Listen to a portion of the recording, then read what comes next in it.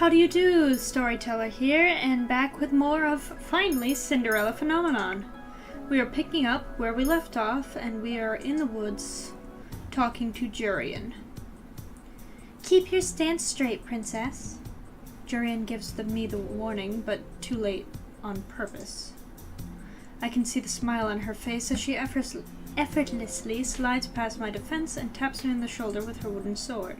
I got you! Again. For the last few days, I've been practicing with Jurian and Garland because Klaude still hasn't come out of his room. The knights offered to train me, and right now they are teaching me about ways to hold a sword. This is slow, but Klaude did tell me I wouldn't be able to master the sword so quickly. Klaude. He made me so angry that one day I could not even properly give him my gift. Yet, I still feel sad that he is not here teaching me himself. Come on, princess, focus. I jolt out of my reverie and nod at Jurian. Oh, okay. I ready myself for her next strike and once again get tapped, this time on the hip. Garland takes over after Jurian, and then we do rounds where I try to hit them with certain strikes. They are both good at teaching, but it does not feel the same as Claude's instruction. His lessons seem less like they are out of a book. Don't worry, princess, it always starts out slow. Lan was just as slow at training, but look at him now. I keep forgetting his nickname was Lan. Garland whips his head around in Jurian's direction, his face turning deep red. Jurian, that nickname. You're so much fun to tease, Lan. She beams at him and laughs at his embarrassed face. Why is he embarrassed by that? What's wrong with Lan? Our practice goes on for a few more minutes before the knights tell me to wrap up for the night. I think I'm going to stay out here for a little bit. Princess, you know it's dangerous out here at night. If I don't return in 10 minutes, you can come back and check on me. Jurian seems unconvinced, but she eventually nods. Fine, but keep your guard up, princess. Blah blah, don't tell me what to do, Mom. I watch the two knights as they head back. I see Garland put his arm around Jurian's waist, pulling her closer. I turn away from the sight, ignoring the heavy feeling in my stomach. I'll just practice the swings a few more minutes. The only thing I hear in the clearing while I was practicing is my shallow breathing and the wind in my ears. Something breaks my concentration, however. I see a glimmer of color in the forest, and I instantly stop, my hands growing tense on the wooden sword. What was that? I glance around at my surroundings, and then I freeze when I feel a hand on my shoulder. I can feel someone's breath on my neck. It feels familiar. Is it Klaude?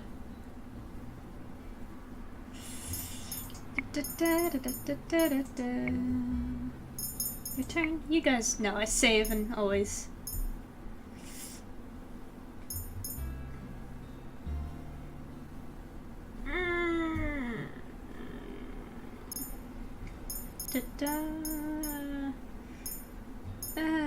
Yeah. I recognize this hand. Klaude?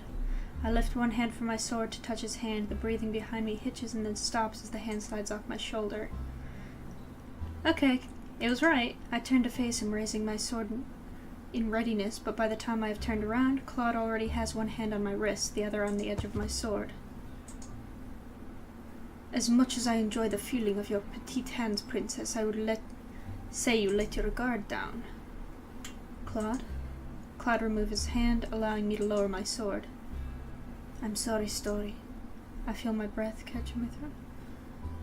While Klaude holds out the rose pendant I got for him, I feel my cheeks flush. Hold on, I feel like that was the bad choice. Hold on. I didn't read that. I didn't read it yet.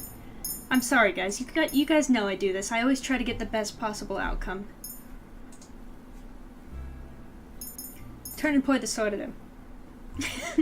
I'm pretty sure I recognize Klaude's hand, but because I know it's him, I also want to know that blah! Do what he wants! I duck away from his hand and turn to quickly point my sword. The tip of the wooden sword is at his neck, and for a few stunned moments, I think I've won. Even Klaude looks surprised. It's really him. But then Klaude's hands have moved, and one has gone over my wrist and the other on my sword. And that was the right decision. I'm sorry! I thought, like, if I put my hand on his, he would know that I knew it was him, and that I trusted him, and he would respect that. But I'm wrong. He wanted me to point a sword at him. Okay, I'm sorry. Good story. You realize you had an opening, but you broke your concentration. Klaude. Klaude removes his hands, allowing me to lower my sword. I'm sorry, story. I feel my breath catch in my throat, and Klaude holds out the rose pendant I got for him. I feel my cheeks flush. Necklace. You accidentally left this beautiful thing in my room when I came to return it. Return it? Yes, you left it in my room, and I only thought it appropriate to bring it back to you. Does he really think I left it there on accident? Why would I leave it in your room on accident? What? I bought it for you, and I wanted to give it to you, but you were acting so strangely, and... Claude's eyes widen, the surprise clear on his face. What are you, dumb? Come on, Klaude, you're not dumb. Or Karma, or Klaude, or whatever your name is. You're not dumb. You know it was for you. Story, you bought this for me? Did you really think that was mine and I just threw it at you for no reason? I just carry a rose pendant around? Okay. No, you're dumb. Why does he look so shocked? Klaude looks at me in awe for a few moments. His eyes go back down to the locket. He traces a finger around the intricate shape, his eyebrows slowly furrowing. It's to thank you for everything you've done for me. Story. This is beautiful. He lets the chain fall through his fingers as he stares at the rose pendant with adoration. I feel my heartbeat stutter as he turns to regard me with the same gentle smile. Hello. You're a lot closer. He leans forward and my breathing stops as he reaches out to hold up a glass slipper necklace. My glass slipper necklace? Hold on, wait, what? My glass slipper necklace? He's standing so close to me. You really are a good person, Story. You completed your second good deed. Yeah, I kinda told you that the other day, but you snubbed me. I think some kind of congratulations is in order. Is there anything you want that I can give to you? I look up at him and notice that Klaude's smile doesn't reach his eyes. He still looks so sad. I feel like there's so much that I want from Klaude, but I do not want to ask for something that might make him sad. Hold on. Oh no. Oh no. Okay, I remember this. I'm gonna try to make the right decision here, guys. I'm gonna try. Klaude said, when we decided to pick him as our partner, that a real sign of beauty is in your smile. Like, if you don't smile, you're not beautiful.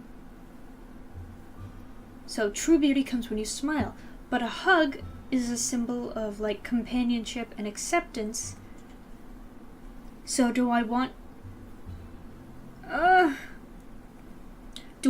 him to smile and feel good and nice again, feel good about himself?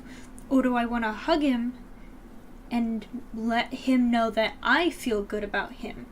Because that's what it is. If you hug someone, you say, I accept you, I acknowledge you, we are friends, or we like each other, something like that. To make him smile is to make him accept himself and be happy about himself. I'm so confused. I made a save, but I'm gonna save again because I'm paranoid like that. But what I'm gonna do is, I'm gonna say, I'll go back and switch if it's not the one, but I'm gonna say, I want you to smile. Because that's what he said in the beginning. Feeling good about yourself and smiling is a sign of beauty inside and out. I'm following his advice. I want you to smile. Klaude looks at me, his expression puzzled, and he chuckles softly. But I am smiling. No, I want a real smile. One that isn't so sad. Ah, you saw right through me. We've been partners for long enough. How about this one? He smiles a little awkwardly, and the quirk of his lips looks more embarrassed than bright. Okay, that's funny. I don't think I made the right decision, but it's funny. I raise an eyebrow in confusion. No need for that look, darling. I really do appreciate your worry for me.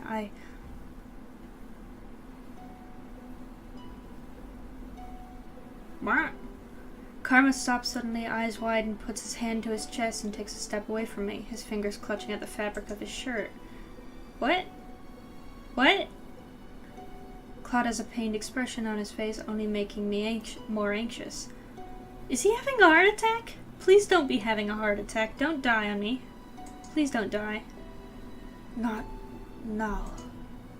Klaude, are you okay? What's wrong? Story, don't worry about it. He lowers his hand with a pained smile, slowly fading from his face. This does little to reassure me. Duh. Did he just have a heart attack? Was it my fault you were locked in your room for so long? Wait, what? He just looked so pained to be anywhere near me. No, most definitely not. I was feeling under the weather. And also bitter. Bitter?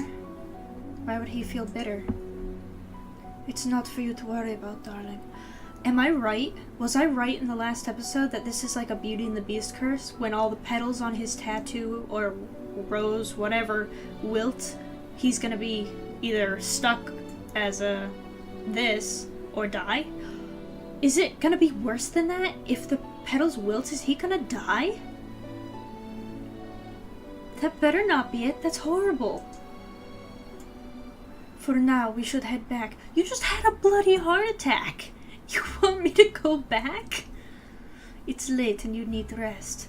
I just got back from patrol and I would like to rest as well. Is there anything else I can do for you? No, sweet story. You've done enough for me. He clutches the rose locket to his chest and sighs out a little with a gentle smile.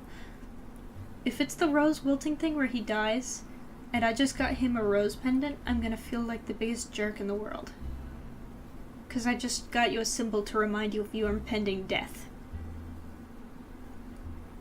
And that's why you're so afraid to get close to me and stuff, is you have to fall in love. Is that it? I'm making a guess here. Okay, officially making a guess. He has a Beauty and the Beast curse. His rose tattoo, or maybe he has a real rose, something like that, is slowly wilting with time.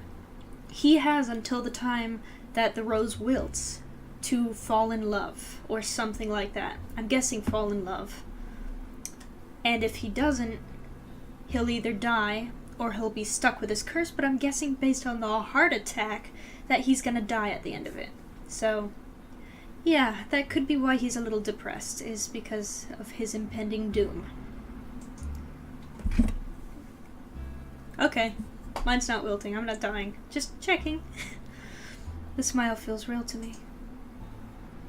This is a beautiful gift, and I will treasure it always. Thank you, Story. Why did that just sound like a goodbye?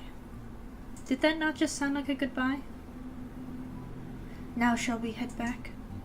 I nod at him and we silently walk back to the Marchen. When we make it back to the tavern, I feel tired, but also lighter than I have for weeks. Klaude wishes me a good night before slowly walking off to his room, holding the rose locket I gave him tightly. He better not have come to say goodbye. Today I'm walking around town to do some errands with Klaude!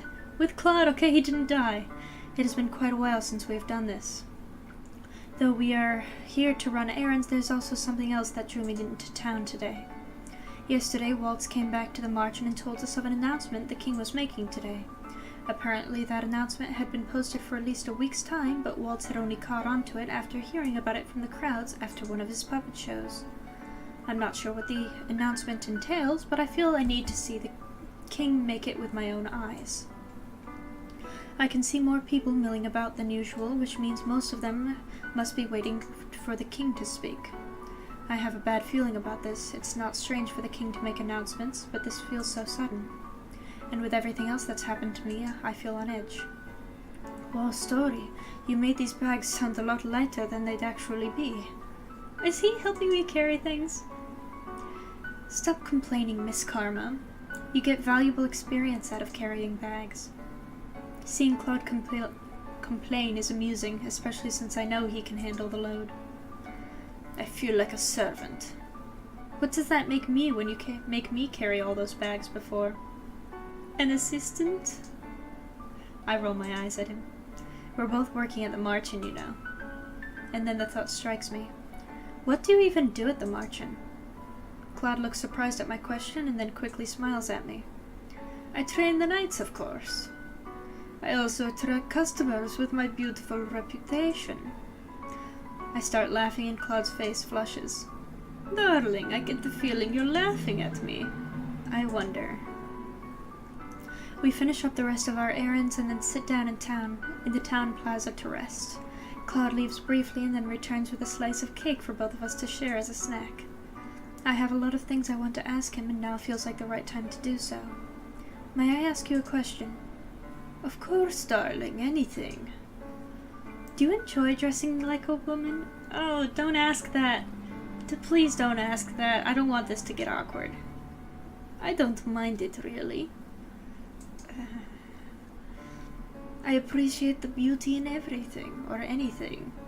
You girls get to wear quite an assortment of lovely dresses and makeup. It's quite beautiful. Okay. I can accept that, you know. Girls do get a lot more variety in what they get to wear, and jewelry, and hair clips, and blah blah blah blah, shawls and stuff. You know what? I can accept that he thinks it's beautiful, and that in the realm of his disguise, he does not mind, because he does not say he liked it. He said he does not mind being able to appreciate the beauty in his disguise. I can accept that. Just don't get weird on me. Because Story has a crush on you. Don't get all weird. Okay? Okay? I feel more comfortable in my own clothes, but I don't mind dresses. You see, we can accept this. We can, feels better in his own normal male clothing. But he doesn't mind the disguises. I can live with that. I guess you've never had to wear a dress for so long you'd get used to it. I have another question. And what would that be? What would that be? When I was in your room the other day, you spoke about a woman. This is not the time, Story. This is not the time. Were you talking about the witch who cursed you? Ooh. That's a good question. Never mind, I take it back. That is a good question. Did he fall in love, or not fall in love, something like that, with the person who cursed him? That'd be interesting. Oh. Oh no, the woman I was talking about. He suddenly goes silent and lowers his head. His expression fades into something more melancholy, and I feel my heart lurch. It's a sudden reaction. Maybe I shouldn't have brought this up yet, duh. Not the time. To my surprise, Klaude continues talking. Shortly after I came to Angielle, there was a woman I met whose smile was as radiant as sunshine. She was beautiful, and when she laughed, everything felt right about the world. Hearing him talk about her makes me uncomfortable. Am I jealous? Of course you are. Klaude watches me quietly, as if he's measuring my expression. Eventually he goes back to speaking. I knew her for many months. Time passed, and I thought we were truly in love. And then He goes silent for a few moments, his eyes distant, his expression pained. Well, some things happened, and I realized she only loved me because of my curse. She was drawn to me just as any other woman is. Oh, the curse. Wait, what? Oh, so you were already cursed when you fell in love? How did you get cursed then? Okay, but his fear is that she fell in love with him only because he was handsome and it made all the girls crazy for him. If that's true, because that might not be true. She seemed so genuine in comparison to the other women, but in the end, Klaude trails off and let out an exasperated sigh. I'm not convinced that she didn't love you. You were truly in love with her. I was. I've dated many women, but I've never fallen in love with someone who has honestly loved me back. You know Story likes you, right? I can't say that she loves you because she hasn't actually said it. But you do know that Story likes you, right? It sounds weird to say that because it feels like I'm talking in third person. That Princess Story, likes you, you know. in case you didn't realize. So then the last person he loved was that woman. Oh, shot to the heart. He just kind of said that he doesn't love Story. Ouch. Klaude looks at me, and for a few moments he doesn't speak. Story, do you mind if I ask you a question? What's the question? No, I don't mind. Have you ever loved anyone?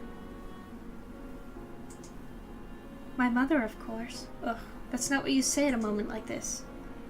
I was referring to a romantic kind of love. Romantic kind of love? What does that kind of love feel like? You're stupid. Allow me to enlighten you. He smiles at me, and it is surprisingly genuine. It can feel simultaneously like floating and sinking. Your heart stutters and you worry about small things, about offending this other person in some way. You wonder if they'll like what you're wearing, or if you prefer a sandwich to a casserole when you treat them for dinner. You begin to find beauty in all things that they do. Their presence makes you feel complete in a way you have never thought before. You try to imagine without that person, life without that person, and find you cannot. Even to consider such a thing is painful, so much that it feels like it might break your heart. Klaude continues talking, but my mind is already whirling. Can you listen to what he's saying actually? Because that was actually beautiful. Can you listen? Though he phrases things in a way that still feels unnecessarily dramatic, I feel a tinge of familiarity. Slightly dramatic, but beautifully put nonetheless. The things he's describing, you're feeling. Those are the things I feel when I'm with him.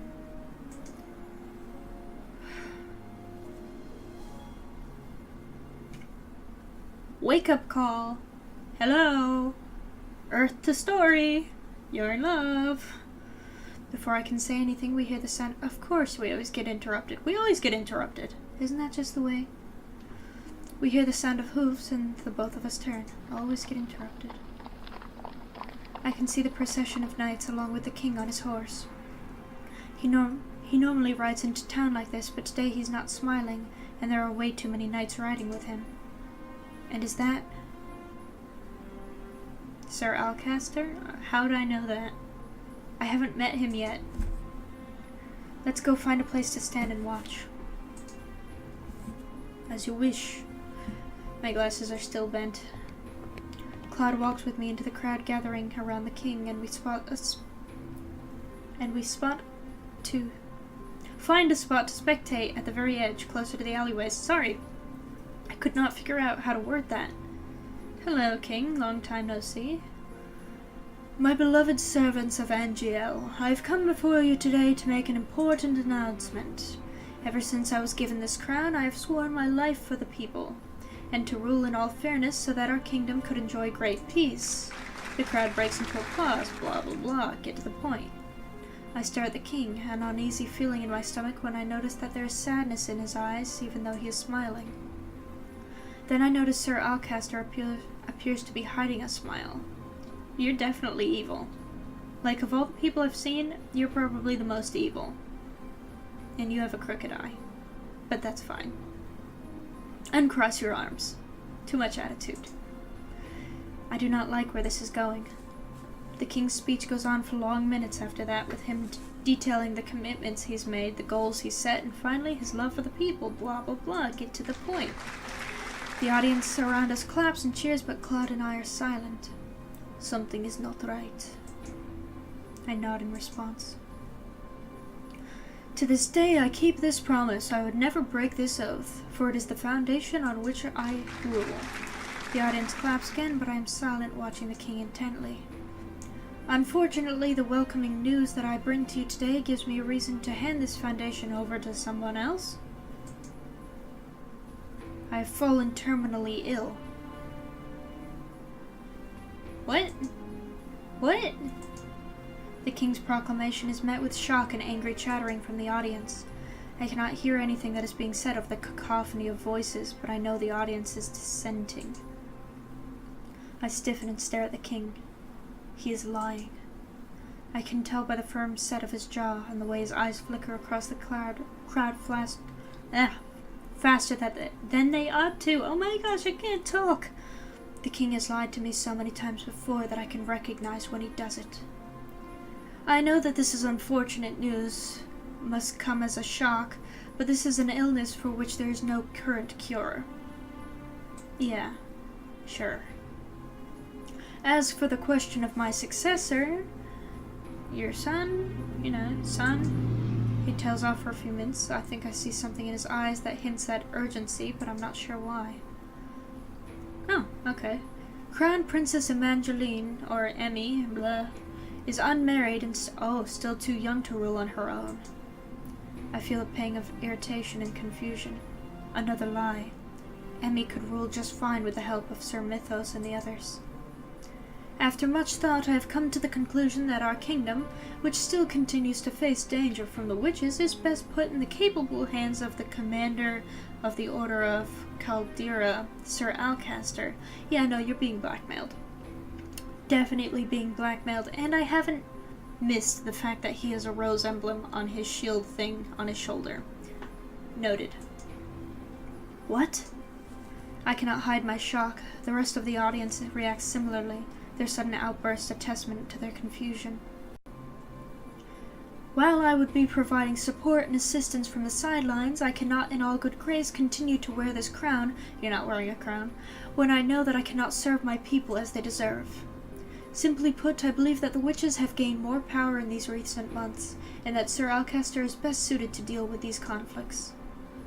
The fairy tale curse runs more rampant these days than there have ever been reports of incidents involving magic.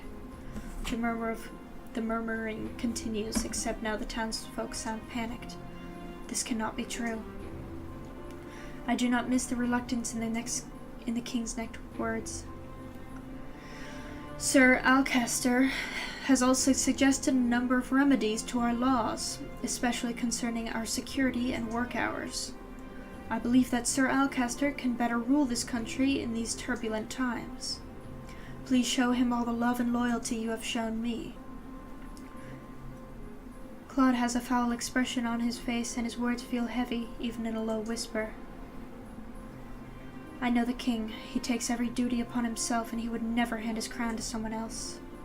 Once Sir Alcaster comes to stand on the podium, he silences them with a glare. Citizen... he needs a more evil voice. I don't know, I'm all used up on voices. I have so many different people in this game. I don't know how to do any other accents. Russian is the only one I know. You can't have a Russian accent too, that's too confusing. I'll just read it like the king, because the king's gone. We'll read it like the king. Citizens of Angielle, I swear to you that I will serve you as well as Girano has. Girano? Hold on. Girano? No. King. Maybe King Girano. Not just Girano. You are not on a first name basis. That being said, I have also believe some changes will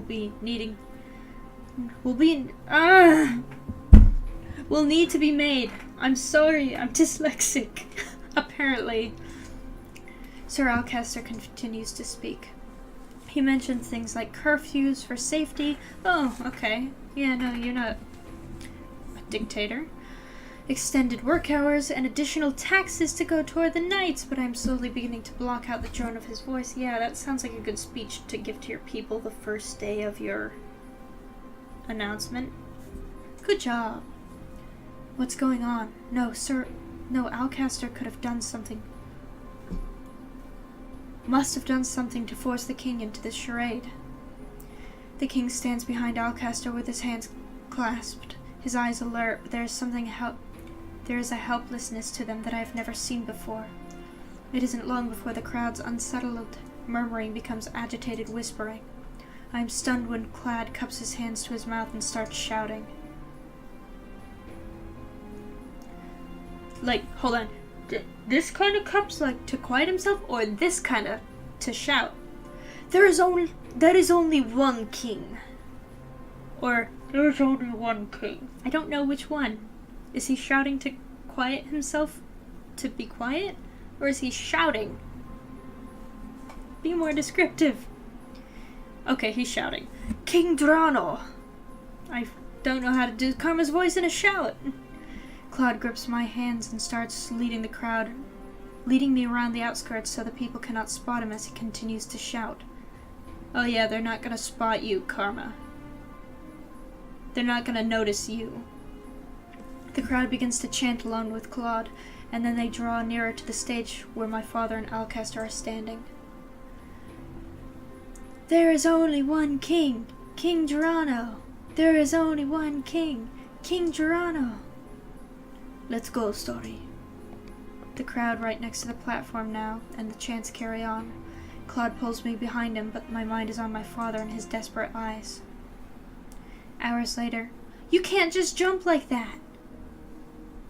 Hours later, the Marchen's tavern is chaotic. People are talking all over each other, trying to relay the scene that they saw in town today. Every visitor here is talking about what they witnessed. I've been in the corner of the room this entire time, trying to understand everyone but failing. Delora and Parfait are not there to calm this chaos. Hey, princess, how are you feeling? I almost jump when I hear Rumpel's voice. Long time no see, Rumpel. Surprised?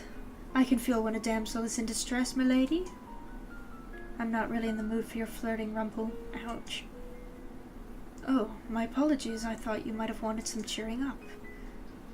Yeah, it kind of sounds like you could use some cheering up. Where's your partner? He went out to town to survey the situation.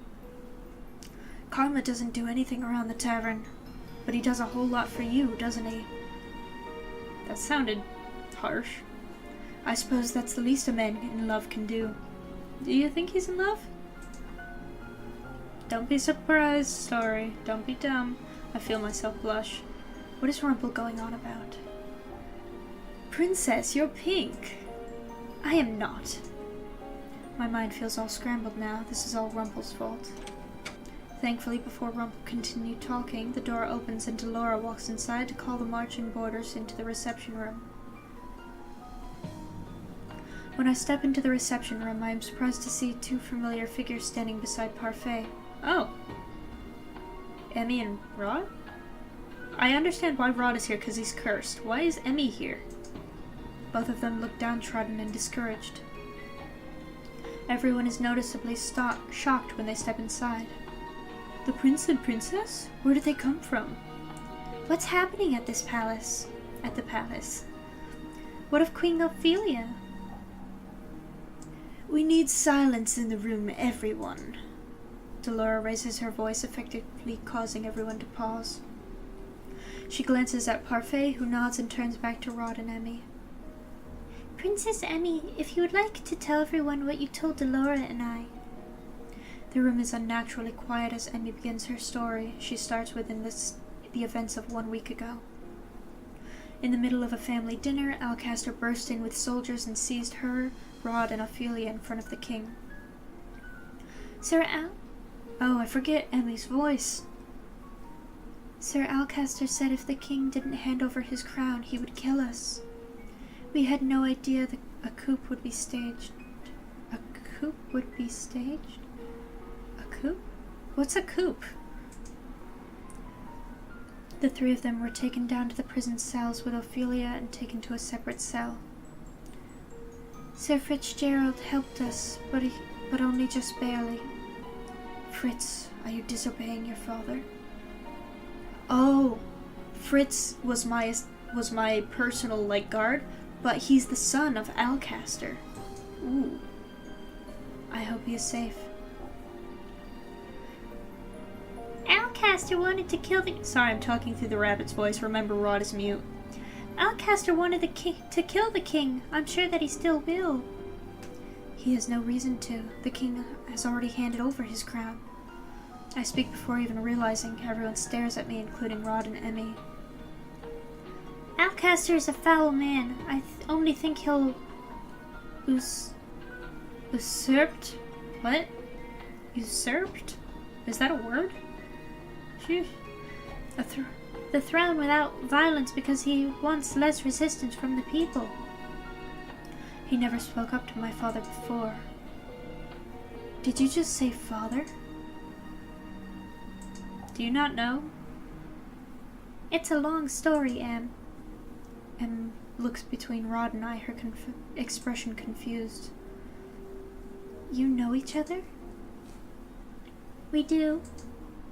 Emmy looks like she wants to say something, but she remains silent. I'm sorry, I started recording like for 3 seconds, then I realized the timer wasn't going. She basically said, you know each other? He said it's a long story, blah blah blah blah blah.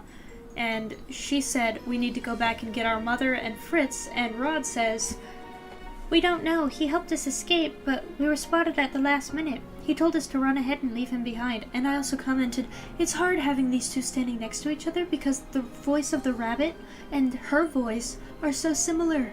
It's hard to switch back and forth between them. We didn't see them again after that, and we couldn't just wait, so Rod brought me here. Right now, we need to piece together this situation as quickly as we can, and then we need to figure out a way to save the king. I knew Alcaster was up to something, but I never thought it would escalate into this. Jurian, what do you know about this? Garland and I weren't stripped of our titles because we disobeyed Alcaster's orders. It was because we overheard Alcaster plotting something and tried to tell the king of his plot. We gave him a warning, but the king did not believe us, not with Alcaster and Mithros whispering in his ears. The king didn't think Alcaster was possible of such betrayal. He thought we were trying to turn him against Alcaster for our own gain. Okay, then the king's an idiot. So Alcaster stripped us of our titles and banished us from the palace. Lady Parfait found us, and while we were happy to help out at the tavern, we also intended to eventually do something about the mess in the palace. So Alcaster has been planning to do this all the time.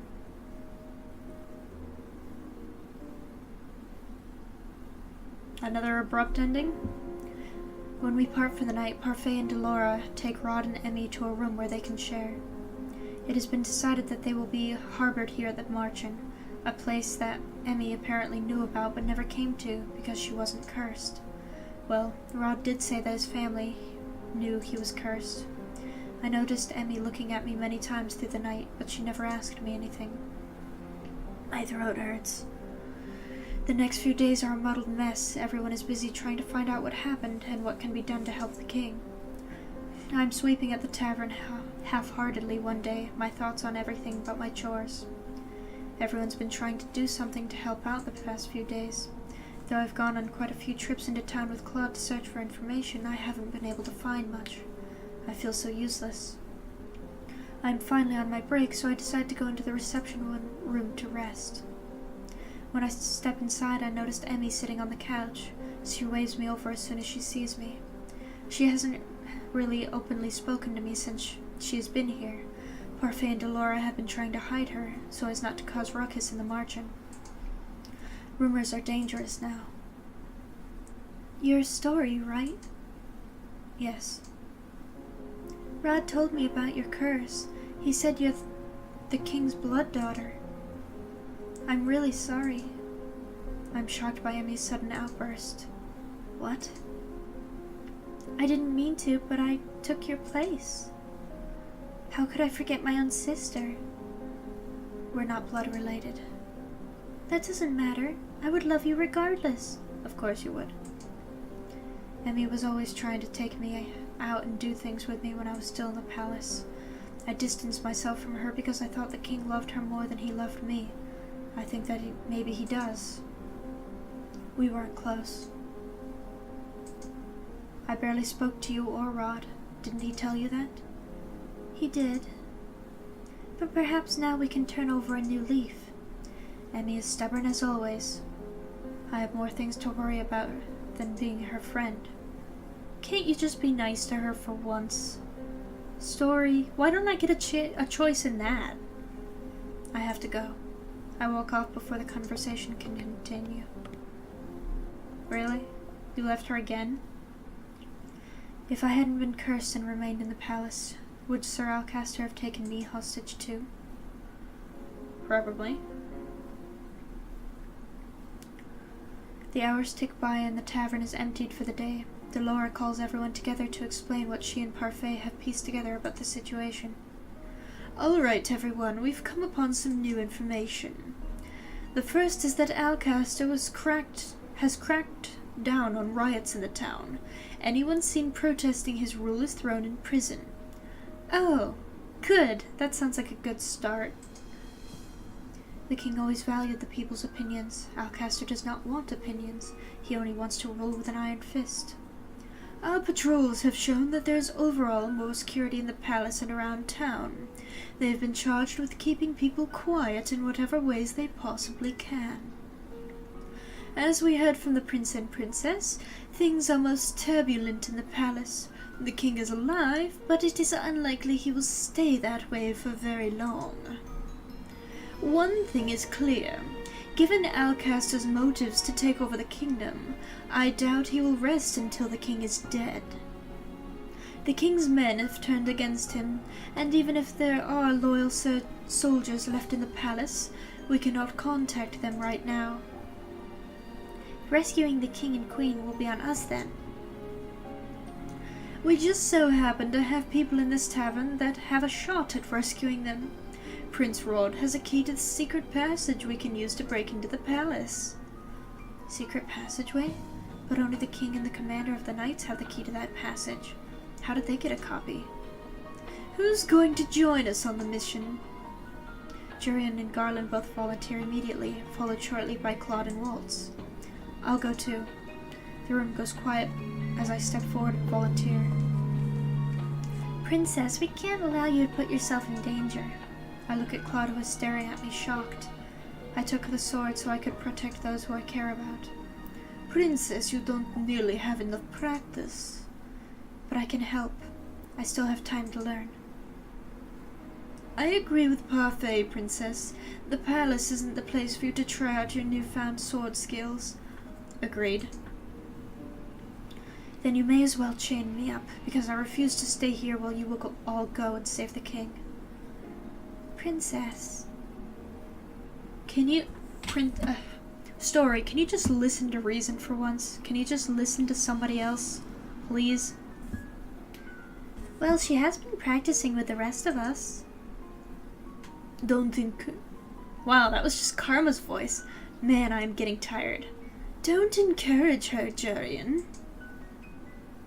It's not like any of us can stop her anyway.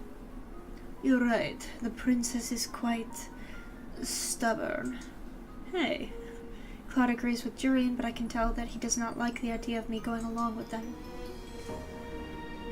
If only we had time to get reinforcements from Karma's country. Karma's country? I don't remember Rumpel's voice. Burgantia. How is it possible that a Burgantian citizen can simply ask for reinforcements? Karma's the crown prince of Burgantia. Klaude, I don't think you told me that. There is some shuffling in the room as everyone turns to gawk at Klaude. Rumpel, Annis, Rod, and Evangeline all look shocked by this revelation. You're the lost prince? Lost prince? It sounds like such a tragedy, doesn't it? Anna suddenly looks distressed as she fiddles with her thumbs. There's too many voices in this room. I can't keep switching between them. All this time I never knew. I'm sorry, Your Highness. All the ditzy girls have the same voice. That same da-da-da-da voice. I can't keep switching between them.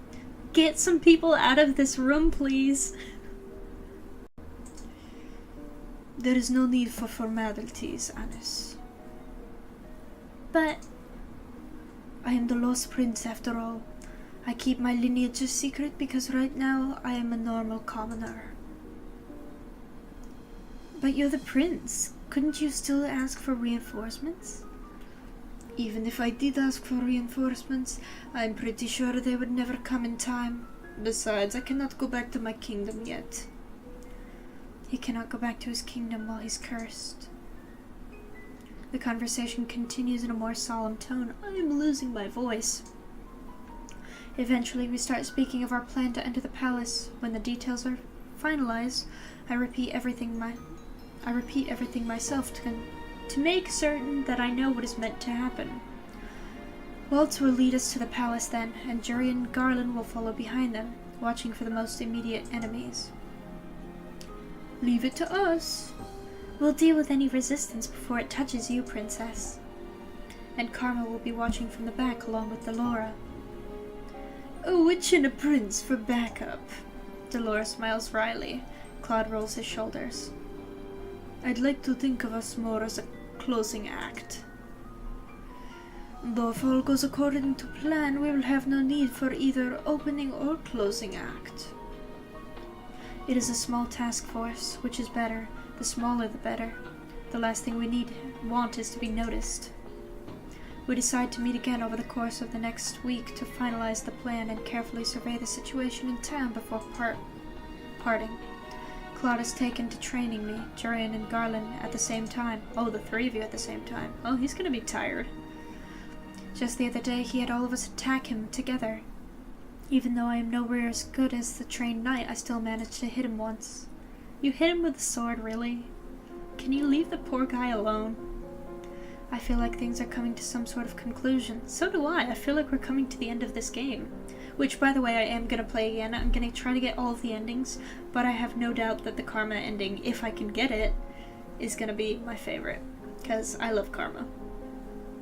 And yet I still haven't done 3 good deeds. Today we finalize our plan for getting into the palace. We have mapped out where the king and Ophelia must be in the prisons, where the guards might be positioned, and how we plan on sneaking in. I sit down on my bed and I'm about to lay down when I hear something. Hello, love. Okay, that's fair. I burst into his room twice, he can burst into mine once. My, you're red. Were you thinking about me? I noticed that he has one hand on his chest tonight, but then he has been doing that more often lately. I notice it during practices sometimes when I catch his eyes. Is it him clutching his heart, or is he clutching the rose pendant? Because there's a difference. If he's clutching his heart, I'm nervous. If he's clutching the rose pendant, he's in love with you. Is he sick? Darling. I shake myself at the sound of Claude's voice. What if I was changing? You could have knocked. Well, you didn't seem to have a problem when you walked in on me changing without announcing yourself. True. That's different. No, it's not. He strolls inside and steps closer to me. He smiles at me mischievously. Oh, how so? It's not. Cat got your tongue? Klaude shakes his head, his smile softening. I really didn't mean to come in and disturb you. I just have something important I needed to say to you. Klaude kneels in front of me and furrows his eyebrows.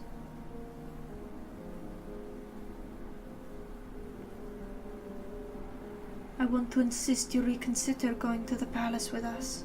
As Parfait and Delora have said many times, it will be dangerous. Nothing you say is going to Why are you so close-minded? Can you just hear him out? Nothing you say is going to change my mind. I want to do what I can to help everyone. Yes, and that terrifies me. Why? Are you actually in love with Story? Terrifies you? If your stubbornness leads you to putting your neck out there for someone, I would never forgive myself for your injuries. I want you to help me. Stay here, where you'll be safe. I'm not some damsel in distress that needs to be protected. That's not his point. Can you just listen? Just listen. Listen. Story, all I want is for you to stay safe, so that when we save your father, we can face him with a smile. I won't be able to face my father unless I am one of the people to save him. Stubborn as always. I sigh, irritation welling up. Stop being irritated. He's being endearing. As I look at Klaude's face. He's calling me stubborn, but he's being stubborn about this. He's not being... Oh, you're so dumb. I've said I've improved with my sword fighting. Oh, he smiled. You'll have. You've improved so much because of your resilience and drive, and because you're genuinely interested. It's because I have a good teacher. Oh, your compliment is gentle music to my ears. Your compliments mean a lot to me, Story. My eyes fixate on his soft smile and at the gentle crinkles in his eyes. Our eyes lock for a few moments, and I am aware of a slight energy between us. I glance away hurriedly, not entirely sure of what would happen if I kept staring at him. My heart beats unsteadily in my chest. Earlier today I comforted your sister when she started crying about the things that had happened in the palace. Emmy? Why would he comfort her? I saw her crying downstairs in the reception room earlier today without anyone there. She is a rather sweet girl. I keep thinking that the two of you are completely different. You're both strong-willed and stubborn, but she wears her emotions on her sleeve while you keep it all inside of you. I'm not hiding anything, if that's what you're implying. Mother always told me crying was weak. Klaude stands up and leans forward, but before I know it, I am in his arms. Very close. Story, I am always here for you. I feel flustered again and my mind feels groggy. I can barely comprehend what's in my mind or my heart. Why would I say I'm sorry? I wouldn't say thank you. I most certainly wouldn't say thank you. Well, he said I'm always there for you.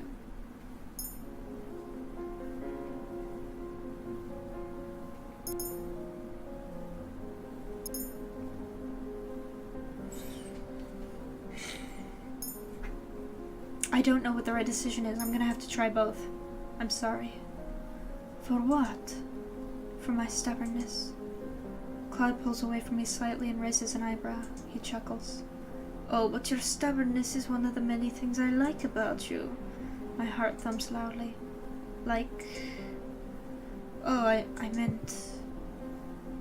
Wait, that wasn't the right decision. I don't think that was the right decision. Go back. Thank you. You'll never need to thank me, Story. But you've done so much for me. It's not just the sword fighting, it's your patience, your company, your saving me when I needed help. That's not true. I'm pretty sure I'm the most selfish person in this tavern. All I ever want is things for myself. Okay, that was the right one. I'm trying, guys. I really am trying. I never thought you were selfish, Klaude. He puts a hand to my cheek and looks at me solemnly. You don't think that me wanting you is?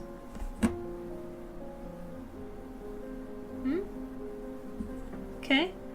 Suddenly he steps back, his hand on his chest again. His breathing is heavy. I stare at Klaude with wide eyes. Klaude, are you okay? I'm fine. You're not fine. Stop saying you're fine. You're not fine. He sighs out slowly, but he's obviously pained. I'll go get Annis. No. I'm fine. I'm fine. I swear it. It's just a spell of dizziness. But you... He manages a small, tight-lipped smile before he straightens and shakes his head. His hands are visibly shaking.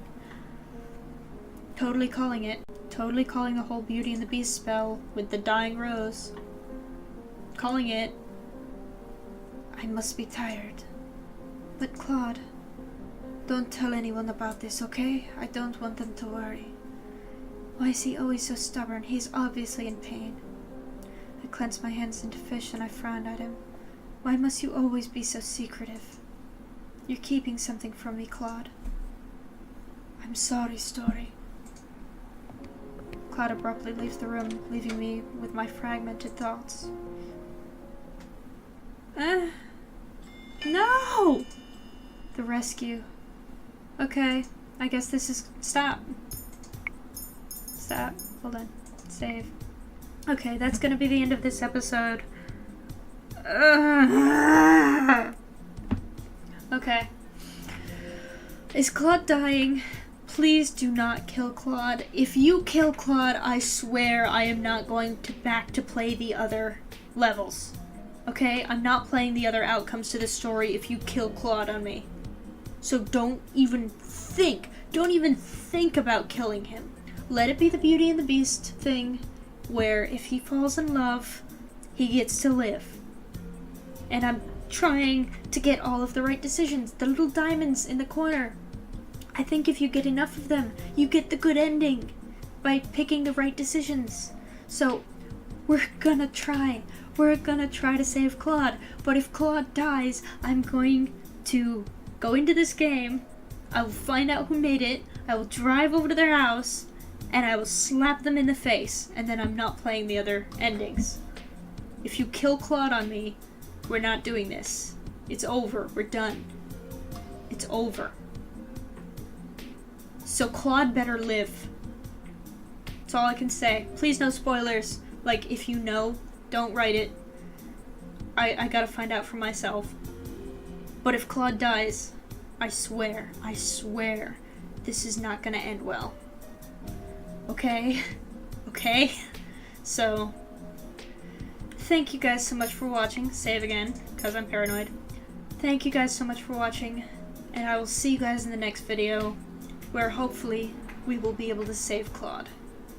So, bye-bye.